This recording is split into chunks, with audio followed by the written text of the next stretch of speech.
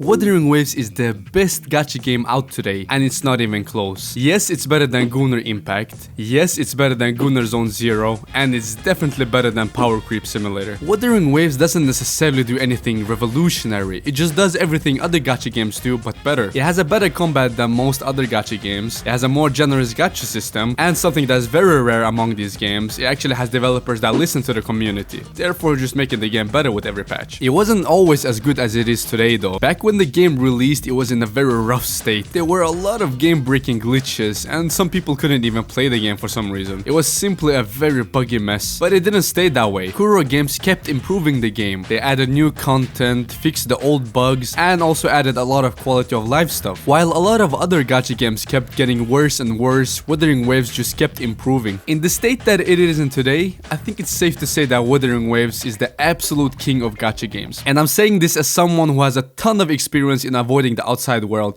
In other words, I've played my fair share of gacha games, so I know bangers when I see them. I didn't even know about this game until a couple months back when I saw a random comment mentioning it on one of my videos. I was pretty bored, so I tested it, and it led me to playing it non-stop. I mean, I probably completed the whole story in just a couple days. Wuthering Waves is just really fun. It understands that it's a game first and a gacha second. You don't need to wail out on the game to enjoy it, and stuff isn't locked behind a paywall either. Unlike other certain games. It puts the visuals, the story, and the combat first, and when the community wants something to change or improve, Kuro Games usually listen, which is so rare in this type of games. Who would have thought that actually listening to feedback and fixing known issues would result in a more loyal fan base? Crazy, right? Their willingness to genuinely improve the game and not just milk the players for money is probably the biggest reason Wuthering Waves is that good. But still, do remember that it is still a gacha game. I mean, a glorified gambling simulator with all the predatory systems that come with it. I mean, they want you to pull for all the wives, and there's many of them. You know, the game is trying to appeal to a certain audience. It could even fall into the category of a Gunner game, although I don't think it's as bad as certain other games. I think right about here seems perfect. Hey, it's me from the future. So this was being made before the 2.2 update, which, you know,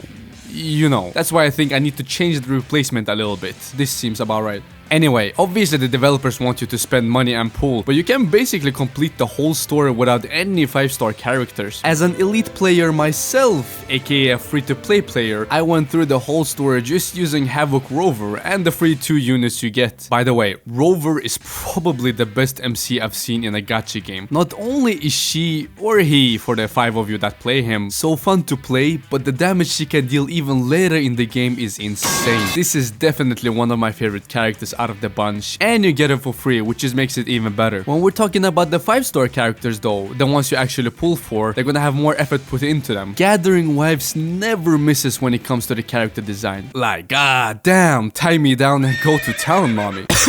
Basically every character has a really clean design and is just getting better and better with every patch, especially when we're talking about the combat. All the 5-star characters feel great to play, while everyone except Calculator. He should not have been a Broadblade user and should have been way faster than he is. Other than that, they're all very satisfying to play and feel unique from one another. You can see how much effort was put into the game, from everything like the animations for normal attacks to even smaller things like everyone having their original animation for the weapon showcase. Everything reflects the character's personality, which is very cool. You know, having all of these well-made characters is great and all, but it also hurts so much more when you lose your 50/50s. In the beginning of the game, I tried to get Genshin, so I ended up spending about 80 pulls, all of which I spent days gathering just to finally come to the 50/50, and all I got was this bitch-ass furry. But I still didn't give up and kept pulling until I reached 70 more pulls and didn't get a single 5-star. So out of all the 150 fucking pulls, I only managed to get the lamest 5-star in the game. I later went to Woover Tracker to find out if my luck was really as bad as I thought, and it showed me that I was unluckier than 99% of the players, which is just insane. What's worse is that if I did 10 more pulls, I would have gotten her guaranteed, but I didn't pay attention and her banner disappeared the next day before I could even gather the astrites, so skill issue I guess. Thankfully I could still get the new character thanks to the pity system that carries over, so after doing a couple single pulls I got her. And you know, she's not Jinshi, but still a goated unit. The only thing I can hope for is that I will get better luck when the next banner rolls around. Anyway, a thing I want to mention is the comparison made between this game and Genshin Impact. This is by far the most popular discourse when it comes to Wuthering Waves. And let me tell you, there is only one right answer here. If you think that Genshin is better in any shape or form, you probably fall into one of the two categories. 1. You've spent way too much money and time on Genshin Impact, so you feel like you have to stay committed and defend it. Or 2. You just haven't played Wuthering Waves. Everything it does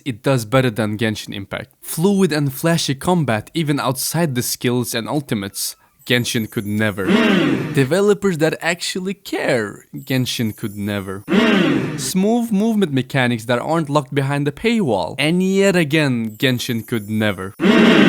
Wuthering Waves is just built different, and obviously you can enjoy whatever you want, but I'm so tired of seeing Hoyo fanboys complain under every post of this game. Genshin was good in its prime, but it isn't getting any better, let me tell you. In less than a year, Wuthering Waves added quality of life features that Genshin couldn't even add in over 4 years. After playing this, I tested to go back to Genshin, and man, it felt slow in comparison, be it the movement mechanics or the combat. Safe to say, I will probably never go back to it. The only big problem I can see with Wuthering Waves is the late game ecosystem. Echos, if you don't know, are the main thing you're gonna be looking for to build your characters. They're like these Pokemon-like creatures you can use in the game which give you stats that make you stronger. Just imagine artifacts from Genshin but better. Now you're not gonna need to think about them at all until later on in the game if you want to complete Tower of Adversity or something similar. So you won't notice it for a while, but when you do, you'll finally understand just how painful it is to find and upgrade Echos. This topic deserves a video in of itself because the amount of frustration I experience grinding for them is crazy. I can spend hours trying to get the best Echoes and just keep getting HP or defense as the main stat, or even worse, fucking spectral damage on a Havoc Echo or something like that. Whose fucking idea was it to do this, since it just increases the chances of getting a dogshit Echo? Farming 4 stars is okay, but when it comes to the 3 stars and below, the game just keeps fucking you. And that's not even the only problem here. Even after you farm the good Echoes you wanted, after all the hours you put in, they can still become garbage when it's time to tune them. How come I always get the shittiest substats when I tune my Echoes? These tuners are also very hard to come by, and the tacit fills don't give you that many either, so it feels kinda bad wasting them. The whole process just needs a lot of improvement. Make it easier to get the Echoes you want, by for example making the tacit fills drop more of them, or giving some kind of option to choose the main stat or something. And also, remove tuners or give a fuck ton more of them, and please, for the love of God, make it possible to change the substats. I have so many Echoes that would be 10 times better if I could change at least one substat. You don't realize how painful it was building my Phoebe, and even after all the hours I put in, I still don't have very good Echoes. Just please make it possible to change their substats, Kuro. If they improve on this, I think the game will get much better, and I'm sure they're going to listen. Every patch they add brings something new and adds quality of life features. They usually do listen to the community feedback, so I'm not too worried about that. And by the way, they should also keep adding more events like the fishing, cause that was hella fun. A very relaxing area, an activity that I maxed out in like 2 days or something, so add more of that. I'm sure the game is gonna get better and better. I mean, just take a look at the newest update, 2.2. The quality of the story is like night and day to how it used to be before. Everything from the writing, the visuals, and the music. I went from skipping a lot of the cutscenes and dialogue in the beginning to forgetting that the skip button even exists. In a very short time, Wuthering Waves has improved a lot, going from a disastrous launch to the best gacha game on the market. I'm almost at the end game, so I don't have much content to clear. The only thing to do now is just save my ash tries for the queen. With that said, peace out.